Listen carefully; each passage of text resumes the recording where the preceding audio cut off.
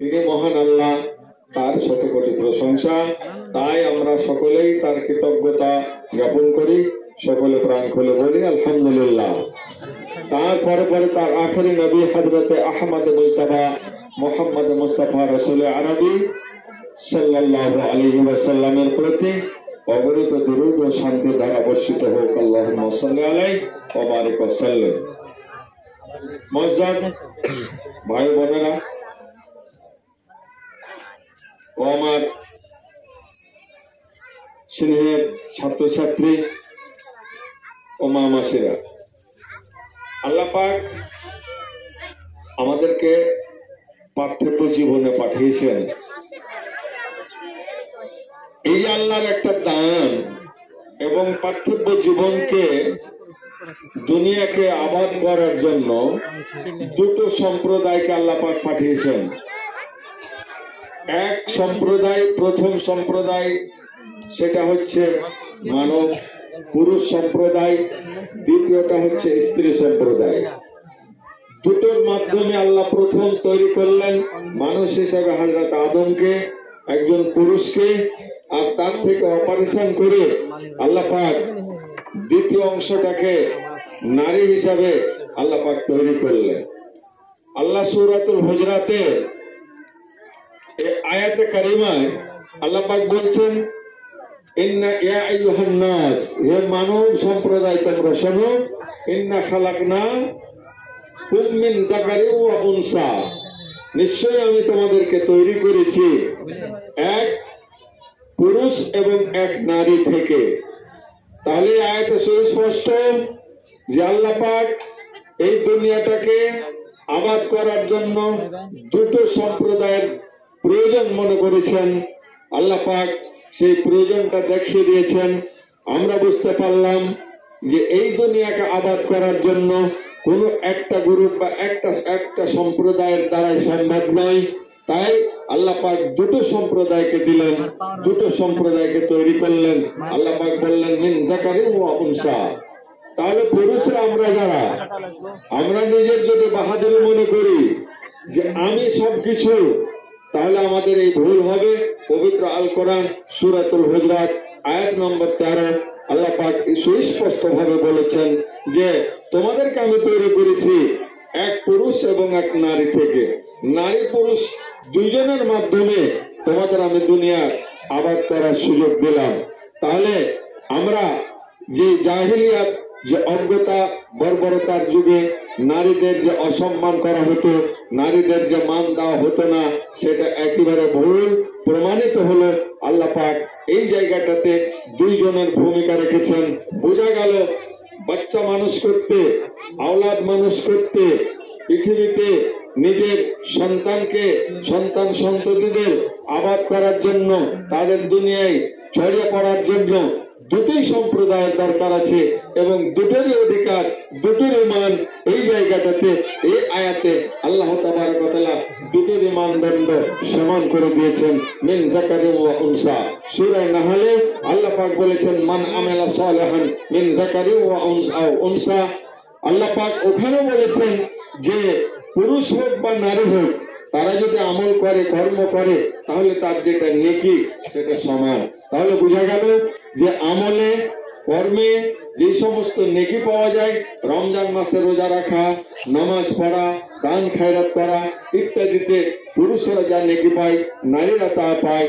পুরুষেরা যা নামাজ পড়ে, নারীরা তাও পড়ে। পুরুষেরা যা রোজা রাখে, নারীরা তাও রাখে। কাজে আমাদের এটা বুঝে নেওয়া গেল যে নারীদের একটা মান আছে। এই মানের কথা ইসলাম তুলে ধরেছে, মানের কথা আল কোরআন তুলে ধরেছে, মানের কথা আল হাদিস তুলে ধরেছে। এর আগে মান ছিল না, মানকে দেবে রাখা হয়েছিল। সেই দেবে রাখা মানটাকে আমার মা বোনদের, মা মাসিদের আল্লাহ পাক সুন্দর করে নবীর মাধ্যমে এবং আল কোরআনের মাধ্যমে এটাকে সঠিকে পরিণত করেছেন। তাই আল্লাহ লাখো কোটি শুকরিয়া আমরা জ্ঞাপন করি। আবার বলি আলহামদুলিল্লাহ। কাজে আমরা কোনো সময় এক গ্রুপ অপর গ্রুপকে, পুরুষ লোক পুরুষ জাতি, নারী জাতিকে আমরা অবমাননা, বা অবহেলার দৃষ্টিতে আমরা দেখব না, দেখা চলবে না। তারও একটা ভূমিকা আছে একটা বাচ্চা মানুষ করার ব্যাপারে। পুরুষের ভূমিকা যেমন, নারীরও ভূমিকা তেমন। পুরুষ থেকে যেমন, পুরুষ ছাড়া যেমন একটা বাচ্চা আসে না, নারী ছাড়াও একটা বাচ্চা আসে না। পুরুষকে যদি বলা যায় যে তুমি বড় বাহাদুর, তোমার মান বেশি, তোমার দাম বেশি, তুমি একটা বাচ্চা বিনা নারীতে বিনা স্ত্রীতে তুমি দুনিয়ায় নিয়ে এসে দেখিয়ে দাও, তার ক্ষমতা নেই। স্ত্রী যদি মনে করে যে আমি দেখিয়ে দেব, সেটাও হবে না। আল্লাহ পাক তার কারিশমা দিয়ে, তার ক্ষমতা দিয়ে দুটোকে দেখিয়েছেন, ওটা আলাদা করছেন, কারণ ওটা আল্লাহ নিজের ক্ষমতা দেখিয়েছেন। আমি পারি, এটা আল্লাহ পারেন। তাহলে জানা গেল যে দুটোরই আমাদের সমান অধিকার রয়েছে। ওই অধিকার থেকে কাউকে বঞ্চিত করা যাবে না এবং তাদের মানকে হারিয়ে দেওয়া যাবে না, তাদের মানকে চেপে রাখা যাবে না, তাদের মান দেওয়া হবে। তাই মা বোন আমার, আপনাদের মান, কচি কচি মেয়েরা, তোমাদের মান দেওয়ার জন্য, মানকে তুলে ধরার জন্য, মানকে লোকের সামনে প্রচার করার জন্য, মানটাকে মানুষকে বুঝিয়ে দেওয়ার জন্য এই প্রতিষ্ঠা করা হয়েছে, এই প্রতিষ্ঠানের শুরুয়াত করা হয়েছে। কাজেই আমরা এই প্রতিষ্ঠানের মান দেব, প্রতিষ্ঠানকে আমরা জগিয়ে রাখবো, প্রতিষ্ঠানকে আমরা ভালো দৃষ্টিতে দেখব, সুদৃষ্টিতে দেখব এবং প্রতিষ্ঠানের জন্য যতটা আমাদের সাথে কোলাবে, যতটা আমাদের ক্ষমতায়, এই মা বোনেরা কথা বলবে না, যতটা আমাদের সাথে হবে, প্রয়োজন হবে, যতটা আমাদের কল্যাণ হবে, যতটা আমাদের ক্ষমতা রয়েছে, ততটা আমরা সহযোগিতা এবং সহানুভূতি আমরা দেখাবো, সহযোগিতার হাত বাড়িয়ে দেব।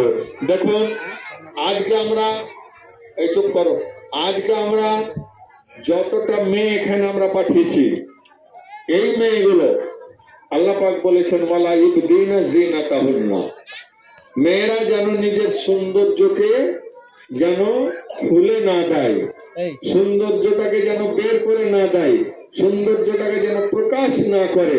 মা বোন আমার, এখানে আপনার মান দেওয়া হয়েছে, আপনার সৌন্দর্য, তাহলে বোঝা গেল আপনার মধ্যে সৌন্দর্য আছে।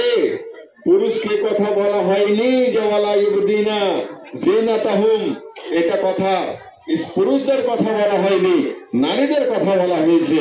মা বোন আমার, বোঝা গেল আপনার মধ্যে সৌন্দর্য আছে, আপনার মধ্যে সৌন্দর্য লাইট আছে, আপনার মধ্যে সৌন্দর্য বলে একটা ম্যাগনেট আছে, আকর্ষণীয় শক্তি আছে। মানে আমার, এটাকে আল্লাহ পাক লুকিয়ে এবং চেপে রাখতে বলেছেন, ঢেকে রাখতে বলেছেন। এর মধ্যে আল্লাহ পাকের বিরাট রহস্য রয়েছে। যখনই আপনার সেটাকে ঢেকে রাখবেন, চেপে রাখবেন, লুকিয়ে রাখবেন, ছুপিয়ে রাখবেন, তখন তার মান অটোমেটিক বাড়বে। জি, আপনাকে বলি, বেদানার দানাগুলো কত সুন্দর এবং কত তার স্বাদ সুস্বাদু, আর তার সৌন্দর্য কত, কিন্তু তাকে কত সুন্দর শক্ত এবং মজবুত চাম দিয়ে, মজবুত পর্দা দিয়ে তাকে ঢাকানো রয়েছে। আপনি দুদিন খুলে রেখে দেন, ওটাকে কেটে আধা আধি করে রেখে দেন, বাজারে কেউ কিনবে না। মা বোন আমার, এটাই উদাহরণ আপনার জন্য একেবারে ফিট খাচ্ছে যে আপনি যখন আপনার সৌন্দর্যকে চেপে রাখবেন, লুকিয়ে রাখবেন, আপনার মান বাড়বে, আপনার আকর্ষণীয় শক্তি বাড়বে। সেখানে এই ফল খেয়ে যে স্বাদ পাওয়া যায়, ভিতরের ফল, কলাটাকে যেমন চাম দিয়ে সুন্দর করে লুকিয়ে রেখেছেন আল্লাহ পাক, তার যে যেটা স্বাদ রয়েছে, পুরুষের স্বাদ ভোগের জন্য আল্লাহ পাক আপনাকে তৈরি করেছেন। খোদার কসম, যারা যত নিজকে লুকিয়ে রেখেছে, যত নিজকে ছুপিয়ে রেখেছে, পর্দা করে রেখেছে, তাদের মান তত বৃদ্ধি পেয়েছে এবং তারা নিজের পুরুষের কাছে সুভদ্র মহিলা বলে তাদের একটা সুন্দর একটা মাকাম, তারা পজিশন পেয়েছে, তাদের একটা নাম্বার লেগেছে। সেখানে পুরুষের যেটা আপনার ভোগ করার যেটা ব্যাপার, সেটা সেখানেই আছে যখন আপনি সেটাকে ঢেকে রাখবেন। মা বোন আমার, ভাই জানেরা আমার, বাপ জানেরা আমার, কাজে আপনার প্রয়োজন রয়েছে। আপনাকে সামনাসামনি দেখাতে চাইছি, আমি প্রমাণ করাতে চাইছি যে আজকে দেখুন অন্যান্যদের দেখুন তাদের পোশাক আর এখানকার পোশাকটা দেখুন। এই পোশাক যারা পরতে শিখেছে, এই পোশাক যারা নিজকে নিজে নিতে শিখেছে, নিজের গায়ে চড়াতে শিখেছে, উঠাতে শিখেছে, তাদের মান দেখুন। এখানে আসা মাত্রই তার ভঙ্গিমা পাল্টে গেছে, যে তার আচার আচরণ পরিবর্তন হয়ে গেছে। এটাই আপনার দরকার রয়েছে।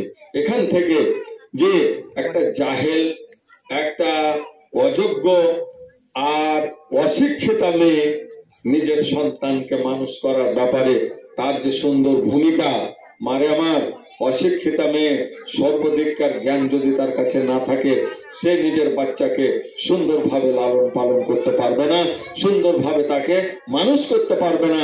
মানুষ করার যে আপনার ভূমিকা, সেখানে আপনার শিক্ষা লাগবে, সেখানে আপনাকে সাবধান থাকতে হবে। মা বোন, বিশেষ করে আপনাকে বলি, হযরতে আয়েশা, আমাদের মধ্যে অনেক নারী আছে, অনেক মহিলারা আছে, ভালো ভালো ঘরে, ভালো ভালো পরিবারে আছে। আপনাকে বলছি যে একজন মহিলা যখন অপবিত্র থেকে পবিত্র হলো, কখন কোন টাইমে তার উপরে নামাজটা ফরজ হবে। আপনি আসরের টাইমে ঠিক আপনি অপবিত্র ছিলেন, আপনার যেটা অসুখের কারণে অপবিত্র, সেই অপবিত্র থেকে যখন পবিত্র হলেন, এই নামাজটা আপনার জরুরি হবে কিনা। সূর্য ডোবার আগে আপনার হয়েছে, আপনি পবিত্র হয়ে গেছেন, আপনি মনে করবেন এই বেলা তো শেষ আছে, মাগরিব থেকে নামাজ ধরবো। মা আমার, এইখানে শিক্ষাটা পাবেন যে আপনার সূর্য ডোবার আগে যদি আপনি পবিত্র হয়ে থাকেন, তাহলে আসরের নামাজ আপনার কাজা হয়ে গেল। আসরের নামাজ আপনাকে পড়তে হবে। আমরা সাধারণ দৃষ্টিভঙ্গি থাকি, সাধারণ ভাবে আমরা ভাবি কি যে আমি গোসল স্নান করে মাগরিব থেকে নামাজ ধরবো, কিন্তু আপনার ফরজ হয়ে গেছে আসর থেকে, ফজর থেকে। এইরকম ভাবে একটা টাইম পাস হয়ে গেলে নামাজটা আপনি হাতে পেয়ে পরেও সেটাকে যদি আদায় না করেন, সেটাকে যদি না ধরেন, তাহলে গুনাহগার আপনি হবেন। যেখানে আল্লাহ আপনাকে ক্ষমা করেছেন, ক্ষমা দিয়েছেন, ছাড় দিয়েছেন, সেই ছাড় তো আপনার থাকবে, কিন্তু যেখানে আপনাকে ধরতে বলেছেন সেখানে ধরা লাগবে। আপনি বলুন, যদি এই বিদ্যা আপনার পেটে না থাকে, হাদিসের বিদ্যা যদি না থাকে, কোরআনের বিদ্যা যদি না থাকে, শরীয়তের বিদ্যা যদি না থাকে, আপনি কি করে বুঝবেন যে এটা আমার চলবে কি চলবে না, এটা লাগবে কি লাগবে না, কতটা লাগবে? স্বামীর সেবা করার জন্য কতটা আপনাকে মেহনত করতে হবে, কতদূর যেতে হবে, কতদূর পর্যন্ত আপনি স্বামীর কাছে নিতে পারবেন, স্বামী আপনাকে দিবে এবং আপনি স্বামীকে দিবেন, এটা আপনার কতদূর, এটা এই জায়গা ছাড়া, এই কোরআন ছাড়া, এই হাদিস ছাড়া আপনি শিক্ষা নিতে পারবেন না। এই জন্য খুব শর্টে বলছি, আপনারা মেহেরবানি করে আপনাদের মেয়েকে সুন্দর শিক্ষা নেওয়ার জন্য এই প্রতিষ্ঠানে নিয়ে আসুন এবং সহযোগিতা করুন। যেমন ধরুন, বেশি লাগবে না, আজকে যাদের বাচ্চা এখানে পড়তে শিখেছেন, আপনাকে আনন্দিত হওয়া উচিত। যেটা আমার আজিজান, আমার নাজমুল বাবু যে কথাটা খুব সুন্দর, গুরুত্বপূর্ণ কথা, যে আজকে যদি 250 ছাত্রছাত্রী হয়, তাহলে 250 গার্জেন ছিল। তো গার্জেন দূরে থাকার মানে আপনার মেয়েকে, আপনার ছেলেকে পড়তে পাঠিয়েছেন, আপনি এখানে একটা দিন 2 ঘন্টার জন্য, 1 ঘন্টার জন্য সময় দেবেন না? তাহলে আপনি আপনার ছেলে মেয়ের শিক্ষার ব্যাপারে কতটা আপনি আগ্রহী, এখানে আপনার প্রমাণ হচ্ছে। এবং ছুটে এসে এখন পর্যন্ত গার্জেনদের আপনি 10 টাকা দেন, 50 টাকা দেন, 100 টাকা দেন, 250 ছাত্রছাত্রীর গার্জেন যদি 100 টাকা করে টাকা দেয়, আপনি হিসাব করেন কত টাকা হবে। তাহলে এটা যখনই এখানে আসবে, আপনি বলবেন যে আমি তো ফি দিই, মান্থলি দিই।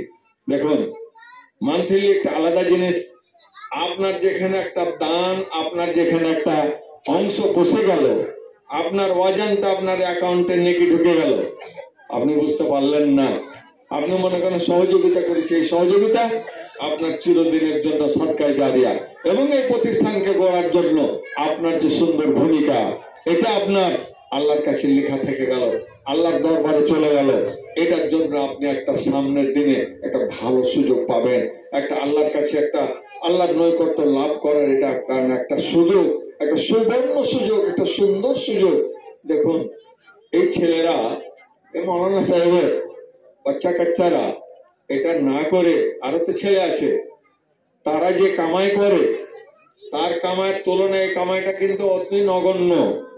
তাহলে তারা যে কামাই করে এরাও যদি ওরকম কামাই করতো তাহলে আপনার সুযোগটা লাগবে না। আপনি এটা কিন্তু ভাববেন না যে এটা শুধু ইনকামের জন্য, সোর্স অফ ইনকাম। জি না, সোর্স অফ ইনকামের অনেক রাস্তা আছে। এদের মাথায় আল্লাহ পাক এটাই ঢুকিয়ে দিয়েছে যে ইনকাম করার অনেক সুযোগ আছে। শুধু ইনকাম করে করে কদিনের জিন্দগি, বাবারে কিছু করে যা, কিছু করে যা। जी कथा बात बयां, बात थोड़ी सी बयां होती है सबके काम की, गोश दिल हर शख्स को उस पर लगाना चाहिए। ये कितनी ही छोटी होने की तो उसे हल्की न जा, কতই ছোট দেখে হোক না কেন এটাকে কখনো হালকাই নেবেন না, হালকা মনে করবেন না। কেন? কবি বলছেন রব কে বখশিশ কে লিয়ে কোই বাহানা চাহিয়ে।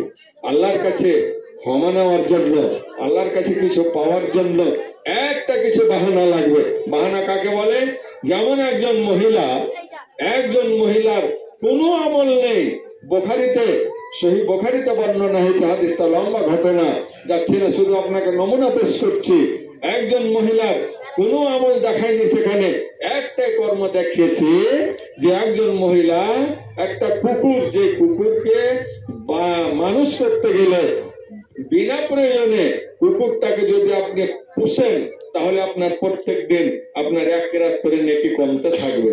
সেই কুকুরকে পানি পান করিয়ে একটা মানুষ যদি ওখানে যদি জান্নাতি হয়, আর একটা বিড়ালকে বেঁধে রেখে একজন মহিলা বিড়ালটা মারা গেল, সেই কারণে যদি জাহান্নামী হয়, আর ওই লোকটা একটা কুকুরকে পানি দেওয়ার কারণে যদি জান্নাতি হয়, আপনি কি ভাবছেন 100 টাকা এখানে দিলাম তাহলে এই টাকাটা ব্যর্থ গেল? জি না, এমনটা হতে পারে।